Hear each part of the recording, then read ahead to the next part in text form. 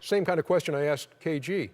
LeBron James' comments were blank. Inappropriate, whiny, all the above.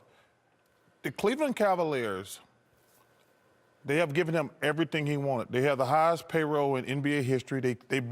He wanted J.R. Smith last summer. They paid him. He wanted Shumpert last summer. They bought in Kyle Korver. He's the best player in the world.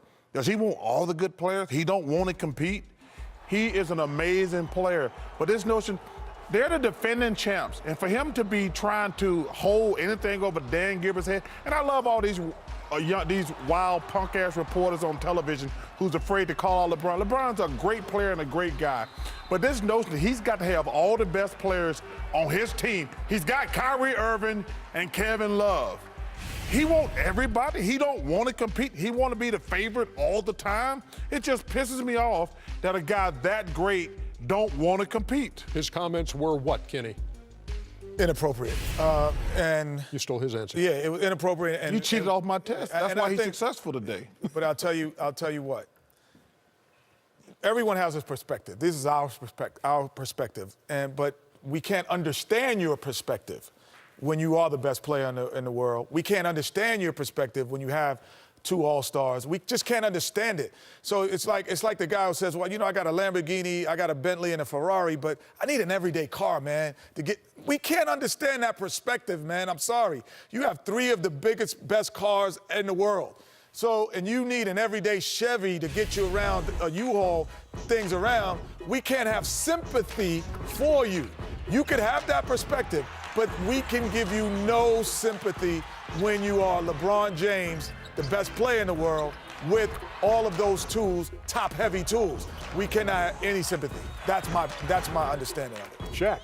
His comments were inappropriate, but Chuck, don't ever say LeBron doesn't want to compete. Does he need all the good players on his team to win? Yes. You know, it's inappropriate because I think in a professional manner he could have went upstairs. You know, they have great history, they have some bad history, but you know the history was rekindled. He should have went upstairs. But you don't think there's something wrong with even wanting more? No, let me like finish. from where you are not. now. You don't think that there is something fundamentally wrong. Something fundamentally like with wrong. Saying that he wants more. You played for a team that had Big Four. You forgot about that. You, Akeem, Scotty. First of all, it doesn't matter. That wasn't even close. It doesn't matter. No, it's not even close. It doesn't matter. We were all old men way past our prime. It doesn't matter. This guy just won the championship. He got a young Kyrie Irving and a terrific Kevin Love.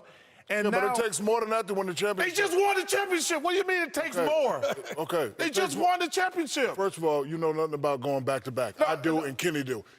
Listen, teams are coming at his head. They need more. They need a big shot Bob. They need a guy like Kenny Smith. They need a playmaker like LeBron said. It's only inappropriate because he went to the media. He should have went to Dan Gilbert and said, hey, I need help, boom, boom, boom. And they should have had a private conversation. But don't ever say LeBron don't want to compete. Hey, listen, he says he needs help. Listen, he's the best player in the world. He's got plenty of help. Why don't he take it? He's looking at, don't you think, looking at Golden State and saying, boy, they added Kevin Durant. But that's none of his business, Ernie. I know, but don't you think... You want to be the GM for every team in the league now? I'm just saying, don't you think that provides his view of where Cleveland is and their chances of repeating... Cleveland's done everything. Ernie, they got the highest payroll in the league. They don't have any tradable parts. I'm just trying to say why LeBron might be looking at that as saying, Kenny, go ahead. He says, we're not as good, and they're better than they were. He doesn't have that right because what Kevin Durant did was not ordinary.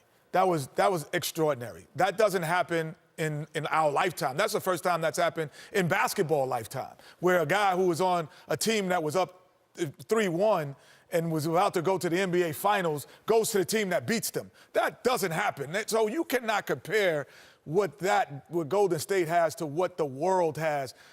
LeBron James, regardless, is the best player in the world, the most difficult player to guard at this stage of his career. But he has a right to... We cannot have any sympathy for you. And Aaron, we can't understand your perspective. Let me say one thing, That's not looking for your sympathy. We're not saying that right or wrong. Let me tell you something, Ernie. But when you announce it to the media, you are looking for... First of all, we don't even know what's going to happen in the finals. But if LeBron James is able to beat the Golden State Warriors or the San Antonio Spurs, his legacy is going to grow through the roof. But this notion, listen, the Cleveland Cavaliers have the highest payroll in the NBA. I'm granting you that. I understand that. But Ernie, wait, Ernie, this ain't like a 7-Eleven. You can just go in and buy anything. They're trying to make trades. They got lucky getting Kyle Korver. Like, Kyle Korver's a good player. They gave up Mike Dunleavy, who wasn't even playing. But this ain't like you can just say, hey, let me go get this player here, there. They got the highest payroll in the league. They paying $40, $50 million in luxury. If they were under the cap, he might have a point. But when you're the highest paid team in the NBA. By far. You don't have a leg to stand on when you make that comment. Now, you could say, we need to make our young guys who are here, we need to get them ready quicker and figure out a way, because you have no movable income and movable parts because you are the highest paid team. You did everything that you could do. You spent the most. And that's why I said he should have had that conversation with Dan Gilbert instead of going to the media. Okay. And that's the only problem we have with it, Shaq. No, you're saying he don't want to compete. Do he want to have the best player? Yeah, he want to have the best player. We all want the best players. But he's the defending NBA champion. And they act like they players. don't have a chance. They have a chance. He's the best player in the world. That's okay, and they need better players. Let's switch gears to the Chicago.